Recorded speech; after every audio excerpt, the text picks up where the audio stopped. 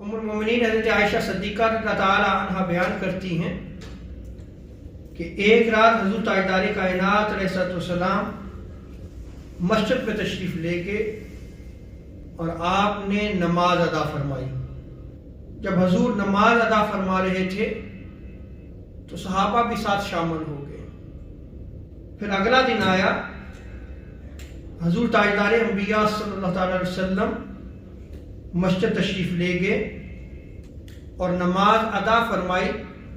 لیکن دوسرے روز صحابہ کی کثرت تھی۔ ام المومنین حضرت عائشہ صدیقہ رضی اللہ تعالی عنہا بیان فرماتی ہیں کہ پھر تیسری رات حضور تاجدار کائنات صلی اللہ تعالی علیہ وسلم مسجد تشریف نہیں لے کے گئے، لیکن صحابہ کرام کی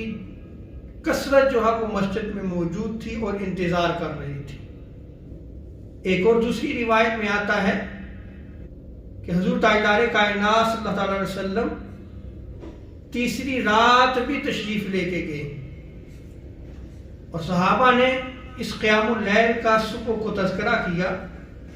تو 3 راتیں صحابہ کی جماعت جو ہے وہ کثرت سے مسجد میں جمع ہونا شروع ہو گئی اور حضور صلی اللہ تعالی علیہ وسلم کے ساتھ تراویح جو ہے وہ ادا کرتے۔ لیکن چوتھے روز آقا علیہ السلام تشریف نہ لائے اور اتنی جماعت صحابہ مسجد میں موجود تھی کہ تھوڑی سی بھی جگہ باقی نہ رہی، یعنی کثرت سے صحابہ کرام نماز تراویح کے لیے تشریف لائے، لیکن آقا علیہ السلام اس رات نہیں گئے، صحابہ انتظار کرتے رہے۔ صبح تاجدار کائنات صلی اللہ تعالی علیہ وسلم نماز فجر کے لیے تشریف لے کے گئے تو صحابہ سے فرمایا کہ سنو، اگر میں گزشتہ رات مسجد میں آ جاتا اور نماز تراویح ادا کرتا تو مجھے خوف تھا کہ تم پر یہ فرض نہ ہو جائے اور تمہارے لیے مشکل نہ ہو جائے۔ امام ابن حجر عسقلانی رحمۃ اللہ تعالی علیہ التلخیص میں آپ بیان کرتے ہیں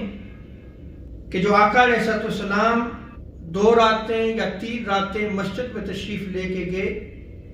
اور رمضان مبارک میں قیام اللیل کیا، نماز تراویح ادا کی، اس میں آقا علیہ السلام نے 20 رکعت عطا فرمائی۔ مصنف ابن ابی شیبہ میں اس روایت کو نقل کیا گیا ہے۔ حضرت عبداللہ ابن عباس رضی اللہ تعالی عنہما اس روایت کو نقل فرماتے ہیں، آپ بیان کرتے ہیں کہ حضور تاجدار کائنات صلی اللہ تعالی علیہ وسلم نے رمضان المبارک میں جو قیام کیا، رمضان المبارک میں جو نماز تراویح ادا فرمائی، اس نماز تراویح کی تعداد 20 تھی۔